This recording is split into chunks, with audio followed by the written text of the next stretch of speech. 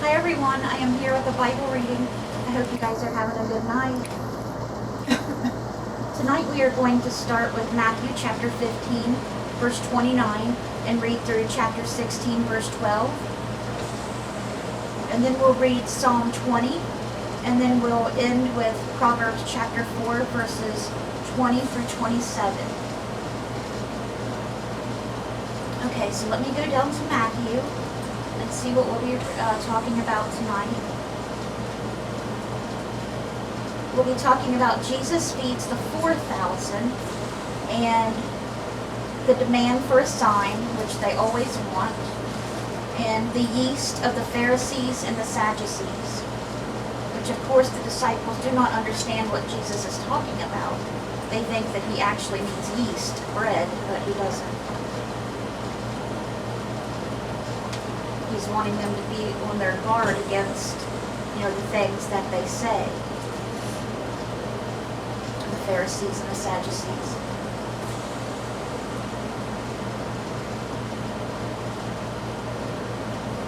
Okay, so let me begin with Matthew.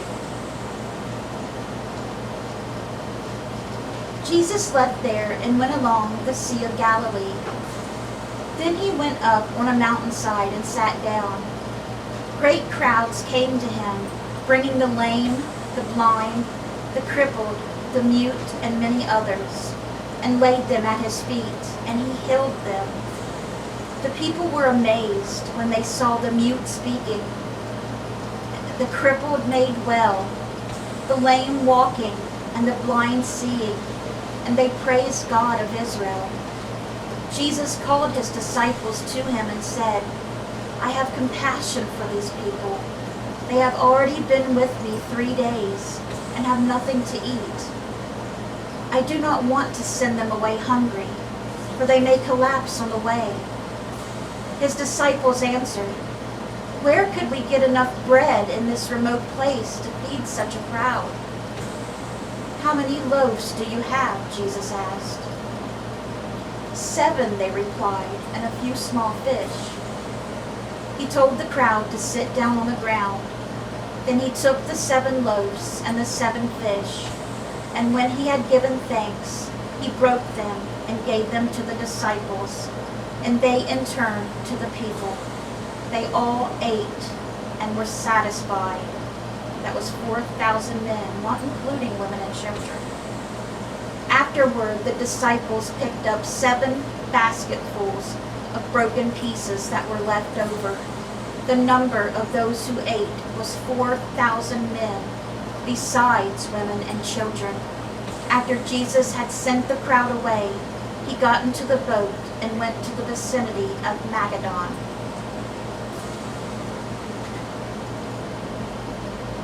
The Pharisees and Sadducees came to Jesus and tested him by asking him to show them a sign from heaven. He replied, When evening comes, you say, it will be fair weather, for the sky is red. And in the morning, today it will be stormy, for the sky is red and overcast. You know how to interpret the appearance of the sky, but you cannot interpret the signs of the times. A wicked and adulterous generation looks for a sign, but none will be given it except the sign of Jonah. Jesus then left them and went away. Of course, they don't understand what the sign of Jonah is, but you do, right? Because we've been through this before. The sign of Jonah, just like Jonah was in the belly of the whale 3 days, so the Son of Man must suffer and die on the cross and be in the tomb for 3 days and then rise again.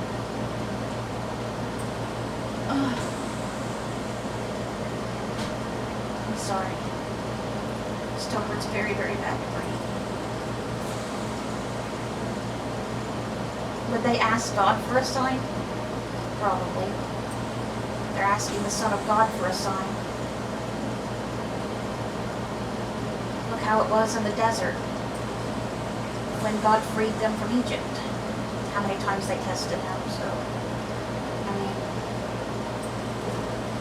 When they went across the lake, the disciples forgot to take bread. Be careful, Jesus said to them. Be on your guard against the yeast of the Pharisees and the Sadducees. The disciples, they discussed this among themselves and said, "It is because we didn't bring any bread."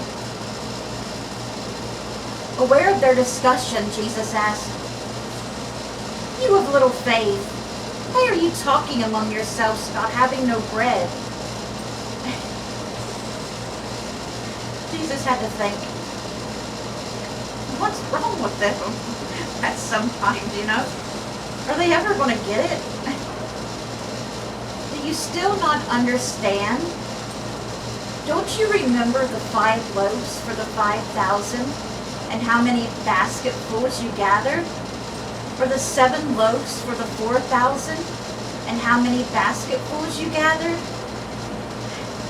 How is it you don't understand that I was not talking to you about bread? But be on your guard against the yeast of the Pharisees and the Sadducees. Then they understood that he was not telling them to guard against the yeast used in bread, but against the yeast of the Pharisees and the Sadducees. And that is where we're stopping with Matthew today. Okay, Psalm 20 has 9 verses. It is for the director of music, a Psalm of David.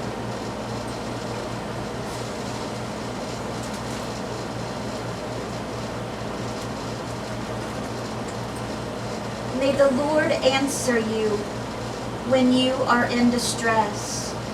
May the name of the God of Jacob protect you. May he send you help from the sanctuary and grant you support from Zion. May he remember all your sacrifices and accept your burnt offerings. May he give you the desire of your heart and make all your plans succeed. May he shout for joy over your victory and lift up your banners in the name of our God. May the Lord grant all your requests. Now this I know, the Lord gives victory to his anointed. He answers him from his heavenly sanctuary.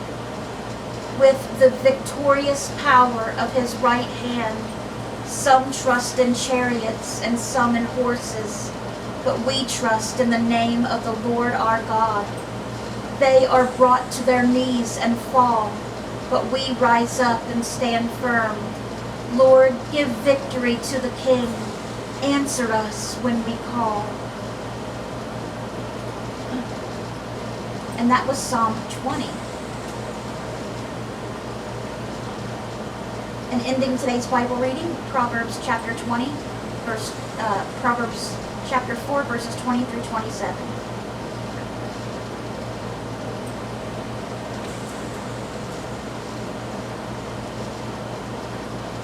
My son, pay attention to what I say. Turn your ear to my words. Do not let them out of your sight. Keep them within your heart, for they are life to those who find them, and health to one's whole body. Above all else, guard your heart, for everything you do flows from it. Keep your mouth free of perversity.